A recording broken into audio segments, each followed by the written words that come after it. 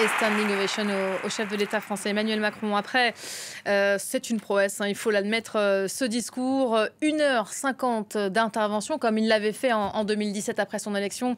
Le chef de l'État était donc de retour ce matin à la Sorbonne, hein, 7 ans après son dernier grand oral du genre. Le chef de l'État qui tenait son discours sur l'Europe, même lieu, même format à peu près, même durée, 1h50, on vient de le voir. Caroline de Camaret, on a longuement écouté et suivi les propos du chef de l'État français. Alors il y a évidemment beaucoup de choses à dire. L'Europe, dans un premier temps, à l'honneur, évidemment, dans cette longue intervention. Qu'est-ce qu'on va en retenir? La souveraineté de l'Europe, ça, ce sont des propos qui ont été prononcés. L'Europe peut mourir d'un instant à l'autre, hein. Voilà. Alors, Emmanuel Macron, évidemment, veut être un théoricien de l'Europe. Il a toujours eu cette ambition. Il s'est toujours présenté comme d'ailleurs le candidat qui était le plus européen. Et donc, il veut aussi marquer par ses idées à intervalles réguliers. Donc, en l'occurrence, de 7 ans pour ces 2 discours, avec une nouvelle devise européenne, donc puissance, prospérité, humanisme, qu'il a décliné avec des idées forces, effectivement, puisque les temps ont changé, a-t-il dit, martelé, l'Europe est susceptible de mourir, et il a bien insisté. Et effectivement, il faut pour cela avoir une stratégie de puissance militaire. Il a beaucoup parlé de la défense, ça a été un très très gros chapitre d'une grosse demi-heure. Effectivement, aussi défense de notre modèle à travers notre commerce qui doit être beaucoup plus régulé. Certains accords qu'il remet en cause, et en particulier celui sur le Mercosur. Et puis il insiste sur le fait que 2 puissances internationales ne respectent plus les règles du commerce. Des phrases fortes contre la Chine, certes, mais les États-Unis aussi, puisqu'ils subventionnent à tour de bras désormais leur industrie à travers un Inflation Act qui est donc très subventionneur. Et donc il faut de notre côté que l'on puisse faire le même geste d'investissement massif qu'il recommande dans les secteurs individuels. Il a parlé d'un plan de 1 000 milliards supplémentaires, de trouver justement cet argent pour des investissements très stratégiques dans les secteurs qui pour nous sont effectivement indispensables à assurer notre souveraineté. Vous l'avez dit, hein, c'est effectivement depuis toujours le choix des mots d'Emmanuel Macron, et surtout l'histoire lui a un peu donné raison quand même, hein. Il faut dire que souveraineté en matière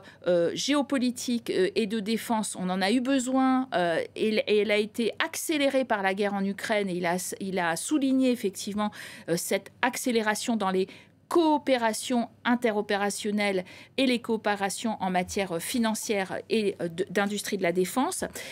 Souveraineté, effectivement, dans le numérique. Et là encore, il a souligné devant le commissaire Thierry Breton à quel point l'Union européenne comptait réguler les grandes plateformes qui, finalement, diffusent du contenu à nos ados, hein. Alors, il a beaucoup insisté sur nos ados.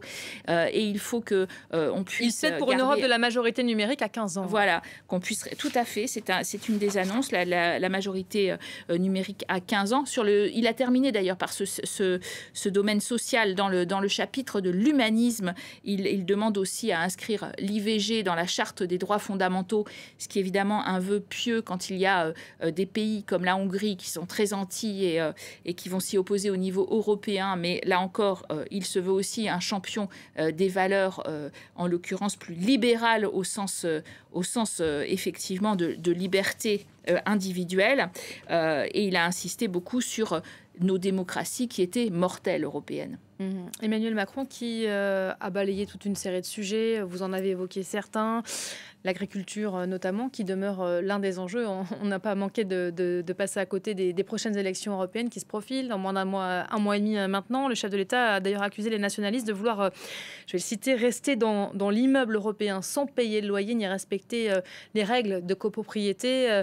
Lui se défend d'être entré en campagne. On a pourtant quand même le sentiment que le président français aujourd'hui tente de se faire une place, hein, à quelques semaines de ce scrutin. Il marche sur le le fil. En l'occurrence, c'est très compliqué pour lui parce qu'il ne veut pas que ce discours soit catégorisé par, d'une part, l'ARCOM en matière de temps de parole, mais aussi par rapport aux comptes de campagne, la commission des comptes de campagne soit catégorisée comme discours de campagne, parce qu'évidemment, ça grèverait énormément les temps de parole et budget de sa tête de liste, Valérie Ayé, qui n'était pas d'ailleurs présente sur ces bancs.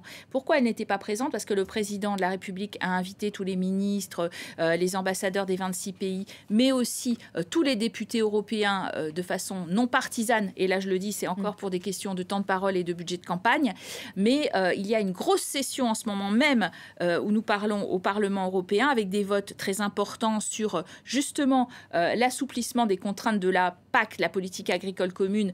Et Emmanuel Macron s'est beaucoup adressé aux agriculteurs en leur disant à quel point, grâce à lui, on allait tout simplifier. Il y a aussi un contrôle aux frontières, un texte sur les contrôles aux frontières, la lutte contre les interférences étrangères. Et là aussi, Emmanuel Macron en a beaucoup parlé aujourd'hui. Donc les eurodéputés qui étaient tous conviés, les 79 Français, ne sont pas venus, effectivement, puisqu'ils votaient. Et ça, c'était une façon quand même de pouvoir affirmer qu'il avait invité tous les camps et que finalement, c'était un discours transpartisan. Mais on voit bien qu'il veut quand même booster la campagne de sa championne Valérie Ayé. On va rappeler les chiffres, peut-être 17,5 pour sa candidate, à 14 points de Jordan Bardella et du Rassemblement national. Et qui peut et qui risque aussi d'être rattrapé par un certain Glucksmann, donc pour le Parti socialiste et Place publique, qui est à 12,5%. C'est le troisième homme. Donc le pire risque aussi pour elle et pour la liste du président de la République, c'est d'arriver en troisième position. Je le disais, un président de la République qui est déjà affaibli par une majorité très relative au Parlement français et qui, en quelque sorte, veut donner un souffle à la campagne des européennes, mais ne peut pas le faire par les voies habituelles. Il a osé poser un petit peu à côté de Valérie Ayé dans un tweet et qu'il a dû retirer immédiatement parce que effectivement, on lui a reproché de mélanger les genres. Il y a notamment la France insoumise qui demande à la commission des comptes de campagne de bien regarder qu'est-ce qui doit être attribué à quoi. Donc il y a un enjeu à la fois, je le disais, financier en matière de temps de parole fort pour cette majorité présidentielle, mais en même temps, Emmanuel Macron se considère comme un grand leader européen. Il considère que son bilan depuis 7 ans, effectivement, depuis le dernier discours et sa précédente élection, est plutôt bon, que l'Europe a été plus rapide sur les dernières crises, même s'il le redit, il reste beaucoup à faire, et que donc donnant-le là, il est bien nécessaire qu'on se souvienne à quel point c'est un grand leader européen, comme vous le disiez, à un mois des élections européennes.